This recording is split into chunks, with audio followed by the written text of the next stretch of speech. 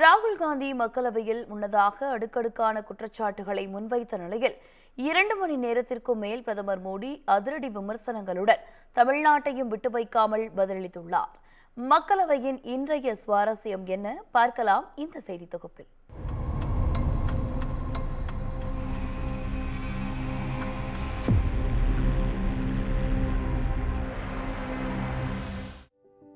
பதினெட்டாவது மக்களவையின் முதல் கூட்டத்தொடர் நடைபெற்று வரும் நிலையில் குடியரசுத் தலைவர் உரை மீதான நன்றி தெரிவிக்கும் தீர்மானத்தில் பிரதமர் பதிலளித்தார். அப்போது உலகிலேயே மிகப்பெரிய தேர்தலை இந்தியா நடத்தியுள்ளது என பிரதமர் கூறிய நிலையில் மணிப்பூர் என எதிர்க்கட்சிகள் கடும் கூச்சல்களை எழுப்பினர். தொடர் முழக்கமிடும் எம்பிக்களை கண்டிக்குமாறு எதிர்க்கட்சித் தலைவர் ராகுல் காந்திக்கு சபாநாயகர் ஓம் பிர்லா வலியுறுத்திய நிலையில் எம்பிக்கள் எப்படி நடந்து கொள்ள வேண்டுமென தன்னால் உத்தரவிட முடியாது என ராகுல் காந்தி பதிலளித்தார். தொடர்ந்து நீதி வேண்டும் என தமிழ்நாடு எம்பிக்களும் முழக்கங்களை எழுப்பினர். அரசியல் சாசனத்தை தலையில் தூக்கி வைத்து கொண்டாடிய எதிர்க்கட்சியினர் ஜம்மு காஷ்மீரில் சிறப்பு பிரிவை ரத்து செய்யாமல் அம்பேத்கரை அவமதித்ததாகவும் பிரதமர் கூறினார். தமிழ்நாட்டில் பாஜகவின் வாக்கு சதவீதம் அதிகரித்ததாகவும் கேரளாவிலும் பாஜக தனது கணக்கை தொடங்கிவிட்டதாகவும் பிரதமர் மோடி பெருமிதத்துடன் தெரிவித்தார்.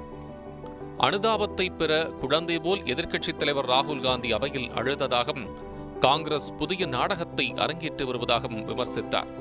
அக்னிவீர், ரஃபேல் என அடுக்கடுக்கான பொய்களை அடுக்கிய ராகுல் காந்தியை சாதாரணமாக எடுத்துக்கொள்ளக்கூடாது எனவும் அவர் மீது கடும் நடவடிக்கை எடுக்க வேண்டும் எனவும் சபாநாயகருக்கு பிரதமர் மோடி வலியுறுத்தினார். இதைத் தொடர்ந்து பாஜகவினர் வன்முறை மிகுந்த இந்துக்கள் என கூறிய விமர்சனத்திற்கு பதிலளித்த பிரதமர் இந்துக்களை அவமதிக்க நாடாளுமன்றத்தில் சதி நடப்பதாக குற்றம் சாட்டினார். இந்துக்கள் அனைவரும் வன்முறையாளர்கள் அல்ல எனவும் இந்துக்கள் குறித்து ராகுல் காந்தி பேசியதை மன்னிக்க முடியாது எனவும் அவர் விமர்சித்தார். சனாதனத்தை டெங்கு, மலேரியாவுடன் ஒப்பிட்ட சிலரை நாடு ஒருபோதும் மன்னிக்காது என கூறிய பிரதமர் திமுக அமைச்சர் உதயநிதியின் கருத்தை மறைமுகமாக விமர்சித்தார்.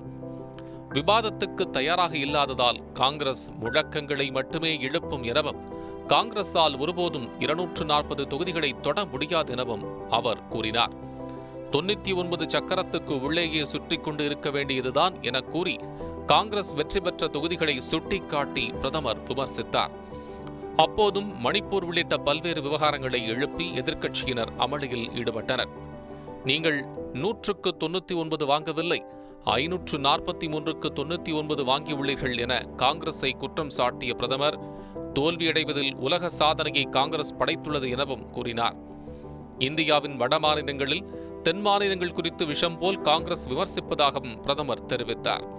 இதனிடையே இந்தியா எதிர்க்கட்சி எம்பிக்கள் சபாநாயகர் இருக்கையை முற்றுகையிட்டு கடும் அமளியில் ஈடுபட்டனர்.